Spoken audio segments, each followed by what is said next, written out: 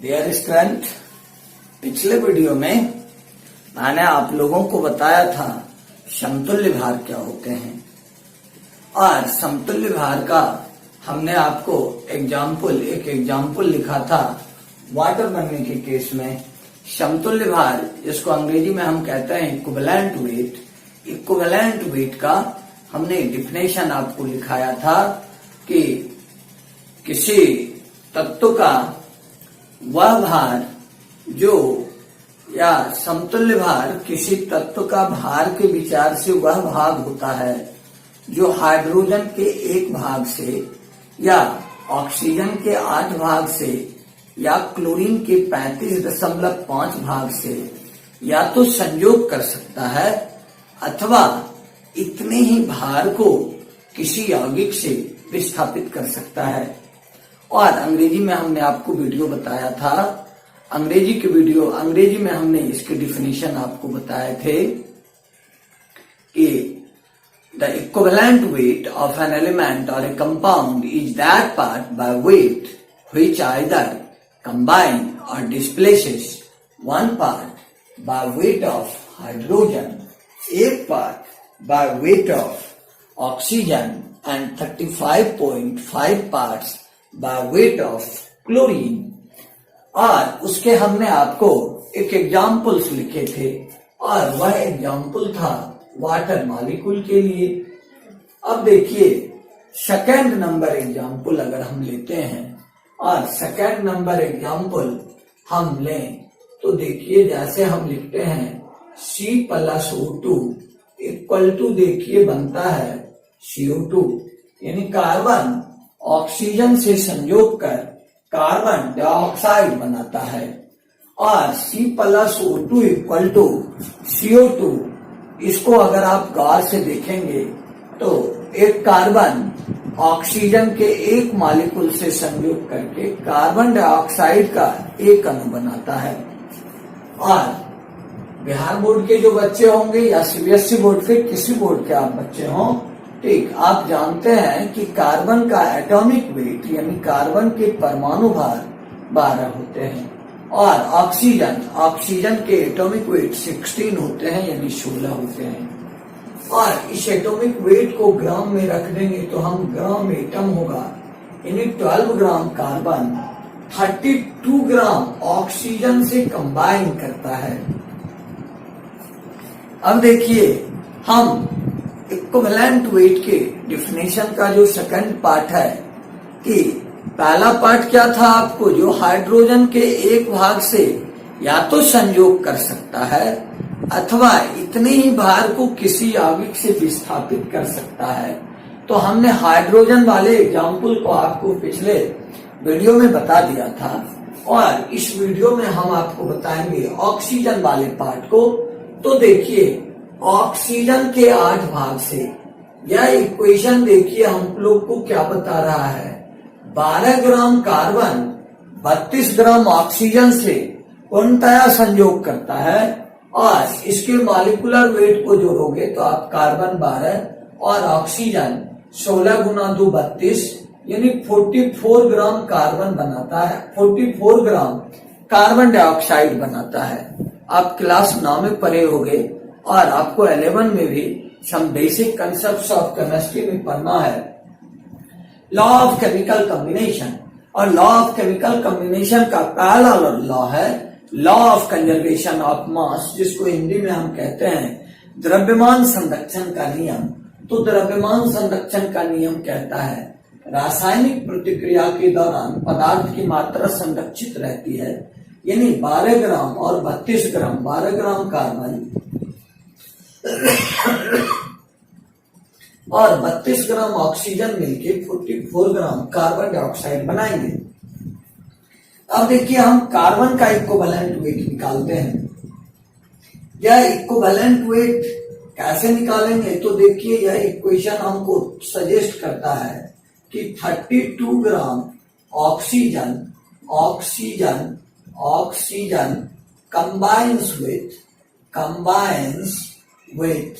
combines with 12 gram carbon, यानी 32 gram oxygen संयोग करता है 32 ग्राम कंबाइंस मतलब होता है संयोग करता है, संयोग करता है, संयोग करता है 12 ग्राम कार्बन के साथ। तो इसलिए 1 ग्राम ऑक्सीजन कितने से कंबाइन करेगा? तो यह कंबाइन करेगा 12 ग्राम बटे 32 ग्राम कार्बन से, 12 ग्राम बटे 32 ग्राम कार्बन से। तो देखिए इसका ग्राम और ग्राम कैंसिल हो जाएगा। therefore देखिए 8 पार्ट ऑक्सीजन कितने से कंबाइन करेगा? तो देखिए 12 डिवाइडेड बाय 32 मल्टीप्लाइड बाय 8, यानी देखिए इसको काट दें 3।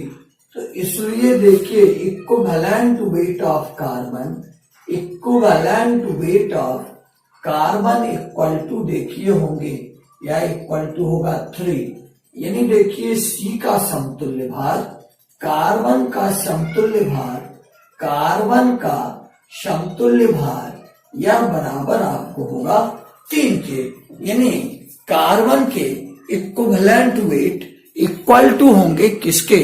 3 के। यानी पिछले वीडियो में जो हमने आपको एग्जाम्पल दिए थे उसके बाद आज सेकंड एग्जाम्पल दे रहे हैं कि कार्बन का इक्विवेलेंट वेट कैसे निकालेंगे। ठीक, सभी बच्चे इसको नोट कीजिए।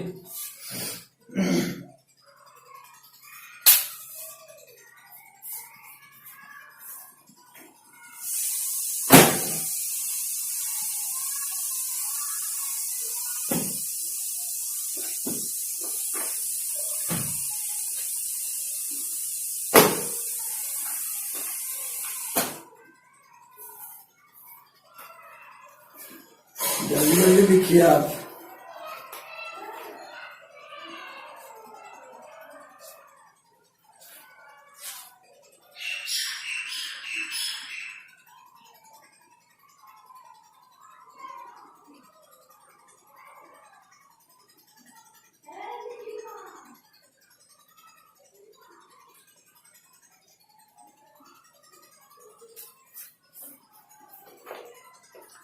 देखिए अब हम इसका तीसरा एग्जाम्पल लिखते हैं, यानी इसके हम थर्ड एग्जाम्पल्स लेते हैं। यानी समतुल्य भार निकालने के लिए उसकी डिफिनेशन में 3 स्टैंडर्ड दिए गए हैं, यानी 3 मानक दिए गए हैं। पहला क्या था? हाइड्रोजन के एक भाग से संयोग करता हो या विस्थापित करता हो, तो उसके एग्जाम्पल्स हमने पिछले वीडियो में आपको बताया। दूसरा था सेकंड नंबर कि ऑक्सीजन के 8 भाग से या तो संयोग करते हो या विस्थापित करते हो, उसको अभी बताया। और देखिए उसी डिफिनेशन के तीसरे पार्ट में है, उसी डिफिनेशन के तीसरे पार्ट में है जो क्लोरीन के 35.5 भाग से या तो संयोग करता हो या विस्थापित करता हो। इसके लिए हम आपको तीसरा एग्जाम्पल दे रहे हैं। और देखिए थर्ड एग्जाम्पल हम लेते हैं आपको सोडियम क्लोराइड के बनने का, यानी सोडियम क्लोराइड कैसे बनता है। देखिए 2Na plus Cl2 equal to देखिए यह बनाता है 2NaCl, यानी सोडियम क्लोरीन से प्रतिक्रिया कर सोडियम क्लोराइड बनाता है। सोडियम क्लोरीन से प्रतिक्रिया कर सोडियम क्लोराइड बनाता है। तो देखिए सोडियम के एटॉमिक वेट होते हैं 23। तो हम यानी टेस्ट यानी देखिए सोडियम के एटॉमिक वेट को हम इधर लिख देते हैं Na, इसके एटॉमिक वेट होते हैं 23। और देखिए Cl का एटॉमिक वेट होता है 35.5। तो देखिए 2Na है तो हम एक सोडियम के एटॉमिक वेट 23 हुए तो 2 मल्टीप्लाइड बाय 23। और Cl2 इसको देखिए हम लिखेंगे 2 मल्टीप्लाइड बाय 35.5 ग्राम। अब देखिए डिफिनेशन का तीसरा पार्ट क्या कहता है, जो क्लोरीन के 35.5 भाग से या तो संयोग कर सकता है अथवा इतने ही भार को विस्थापित कर सकता है। ठीक, तो देखिए हम लिखेंगे सिंस चूंकि 2 multiplied by 35.5 gram 5 gram Cl2 combines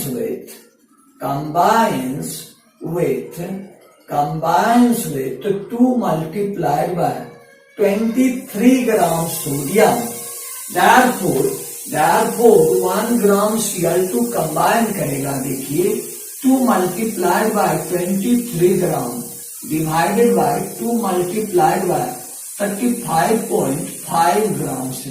देखिए ग्राम ग्राम कट गए, 2 भी देखिए कैंसिल हो गया, इसलिए देखिए 35.5 पार्ट Cl2 combines करेगा, combines with 23 by 35.5 multiplied by 35.5। देखिए ये कट जाएंगे, इक्वल टू क्या निकलेगा 23। therefore देखिए इक्विवेलेंट वेट ऑफ सोडियम यानी Na का समतुल्य भार, सोडियम का समतुल्य भार, इसका समतुल्य भार बराबर आपको होंगे कितने के 23 के। यानी तीसरे बेसिस पर हमने आपको एग्जाम्पल देके बताया कि सोडियम की समतुल्य भार किस तरह से लेंगे। चलिए सभी बच्चे इसको नोट कीजिए।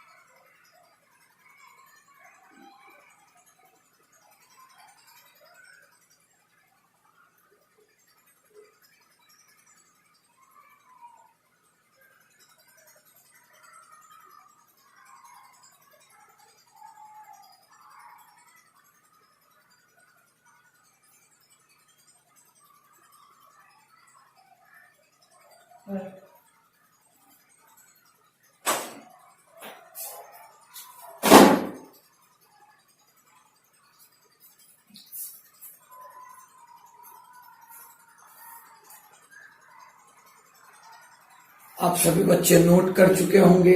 अब देखिए इसमें एक चीज जो कि हम आपको पहले भी बताए थे और फिर नोट करने लायक बात है, आपसे कोई भी आदमी ये पूछ सकता है कि यह जो इक्विवेलेंट वेट आप बोल रहे हो, इस इक्विवेलेंट वेट की इकाई क्या होती है, यूनिट क्या होता है।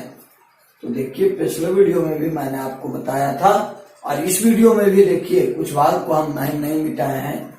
यह देखिए इक्विवेलेंट वेट जो होते हैं ये यूनिट लेस क्वांटिटी होते हैं, ये डायमेंशन लेस क्वांटिटी होते हैं।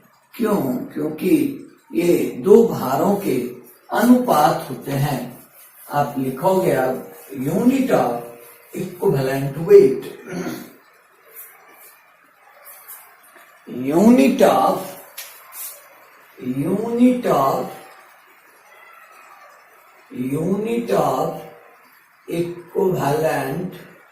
Wait, unit of equivalent weight Hindi में देखिए हम लिखेंगे समतुल्य भार की इकाई, समतुल्य भार की इकाई।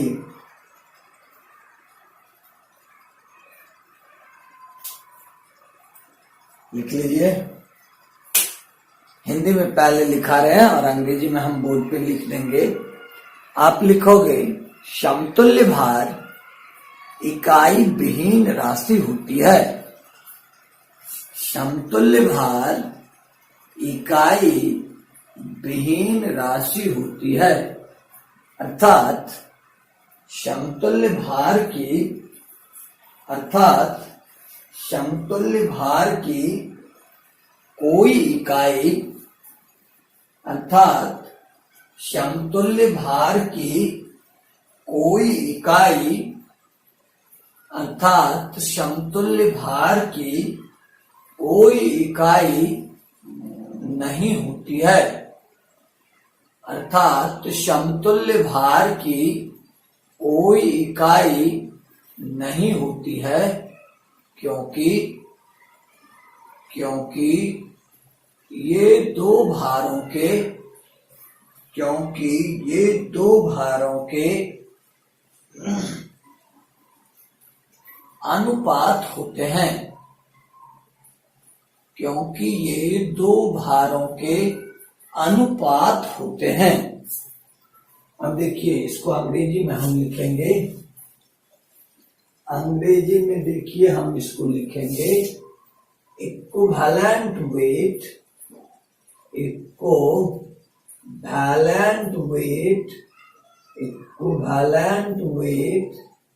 is a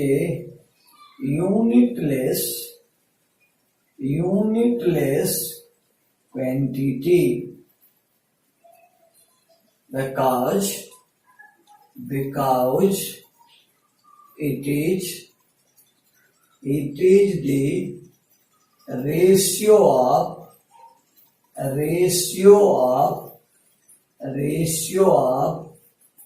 two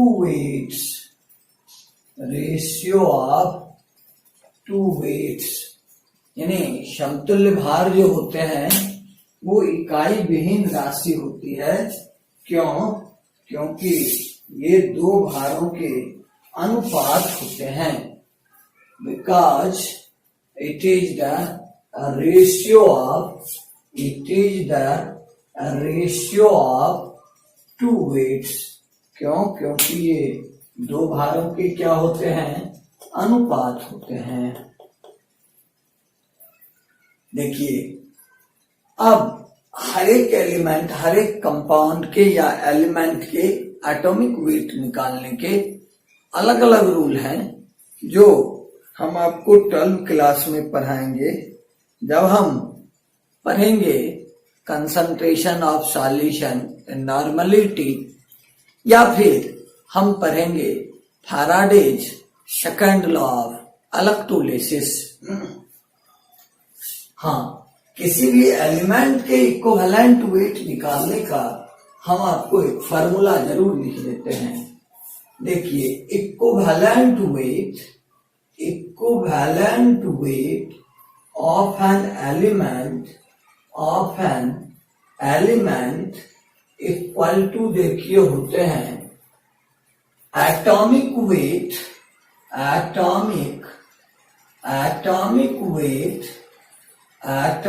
wait divided by valency. Atomic weight divided by valency, यानी देखिए तत्व का समतुल्य भार बराबर देखिए फार्मूला होता है परमाणु भार बटे संयोजकता।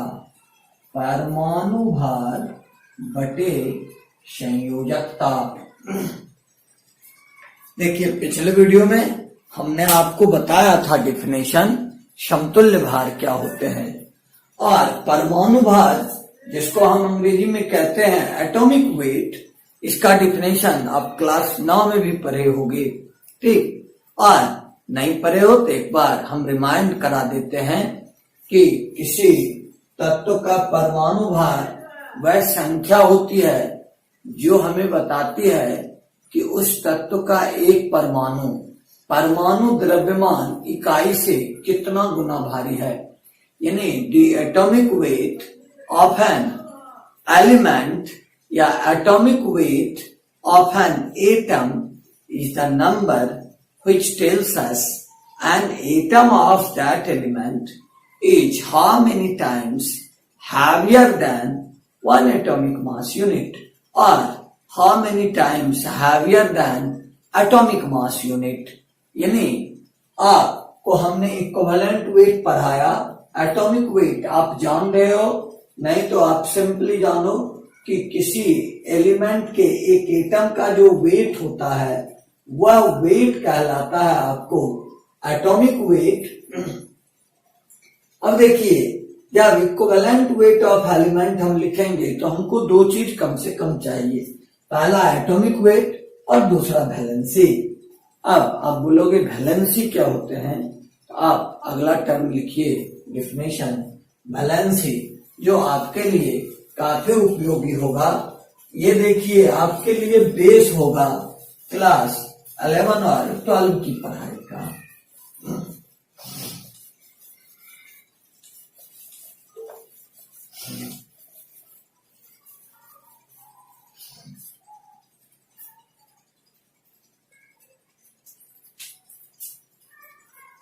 अगला देखिए हम टर्म लिखेंगे वैलेंसी, जिसको देखिए हम हिंदी में कहते हैं संयोजकता। संयोजकता, वैलेंसी या संयोजकता हम किसे कहते हैं?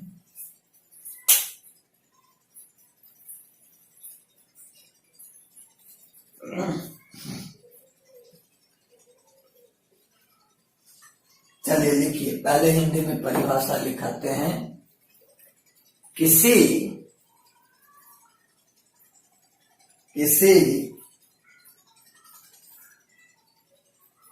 तत्व या धन मूलक या ऋण मूलक की संयोजकता उसके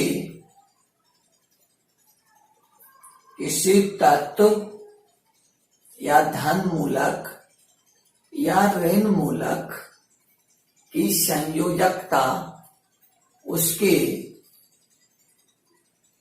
संयोग करने की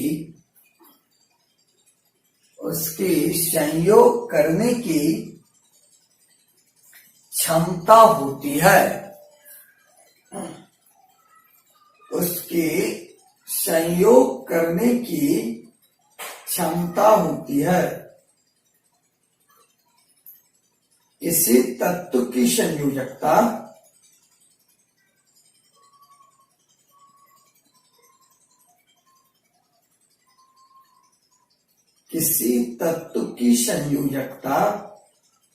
वह संख्या होती है।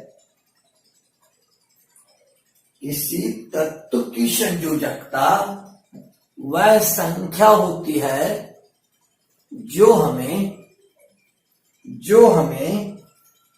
बताती है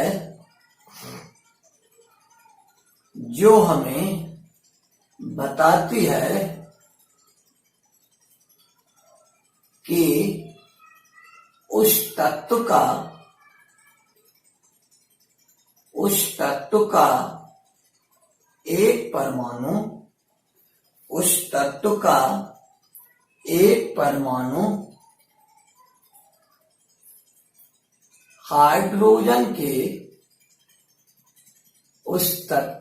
एक परमाणु हाइड्रोजन के कितने परमाणु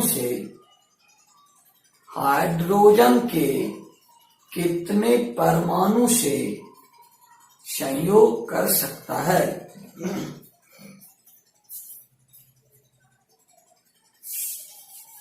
देखिए, वैलेंसी का हम अंग्रेजी में डिफिनेशन लिखेंगे। Valency is the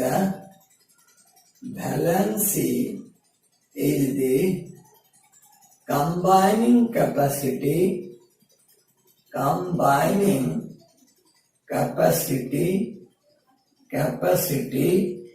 of an atom or positive radical or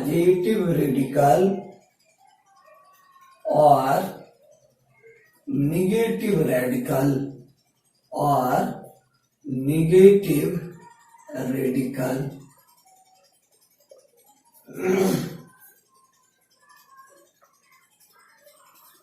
क्या लिखे देखिए हम, valency is the combining capacity of an atom और पॉजिटिव रेडिकल और नेगेटिव रेडिकल। देखिए हम लिखेंगे valency of an element, valency of an element is the number which tells us an atom of an element combines with how many hydrogen atoms।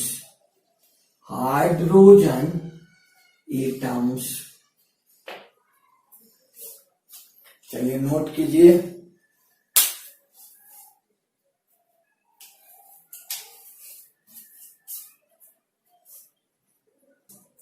देखिए क्या लिखा हमने definition valency का, कि valency is the combining capacity of an atom और ए positive और negative radical. यानी valency जो होता है वह पॉजिटिव रेडिकल या नेगेटिव रेडिकल या एलिमेंट का क्या होता है, तो ये कंबाइनिंग कैपेसिटी होता है, यानी ये संयोग करने की क्षमता होती है।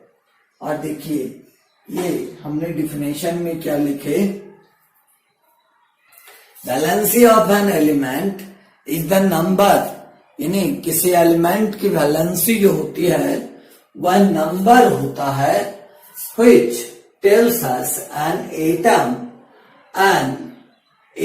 of an element combines with how many hydrogen atom, यानी किसी तत्व की संयोजकता हाइड्रोजन परमाणु की वह संख्या होती है जो हमें बताती है कि उस एलिमेंट का एक एटम हाइड्रोजन के कितने एटम से संयोग कर सकता है। और देखिए generally most of the element की वैलेंसी जो होते हैं वह फिक्स्ड होते हैं, but in some case valency में वैरी, यानी सामान्यतया प्रत्येक तत्व की संयोजकता निश्चित होती है, लेकिन कुछ विशेष तत्व के लिए उसकी संयोजकताएं वेरिएबल होती है, यानी वैलेंसी में भी वेरिएबल, यानी किसी एलिमेंट की संयोजकताएं बदल सकती है। अगले वीडियो में मैं आपको बताऊंगा कि positive radical, different positive radical यानी अलग अलग धन मूलक की संयोजकता क्या होगी और अलग अलग ऋण मूलक की संयोजकता क्या होगी, उसके लिए हम संकेत या फार्मूला कैसे लिखेंगे, उसके सूत्र कैसे लिखेंगे, और तब फिर आपको हम बताएंगे कि उससे हम कंपाउंड किस तरह से बनाते हैं। ठीक, मुझे उम्मीद होगी कि बीच में 2-3 दिन तबीयत खराब हो जाने के कारण मैं आप लोगों को वीडियो नहीं दे सका। यद्यपि मेरी तबीयत अब भी ठीक नहीं है, फिर भी मैं कोशिश करूंगा, या हो सकता है 1-2 दिन लेट लगे आपको, लेकिन वीडियो आपको मिलता रहेगा। मुझे उम्मीद है कि मैं आपको समझा पा रहा हूं।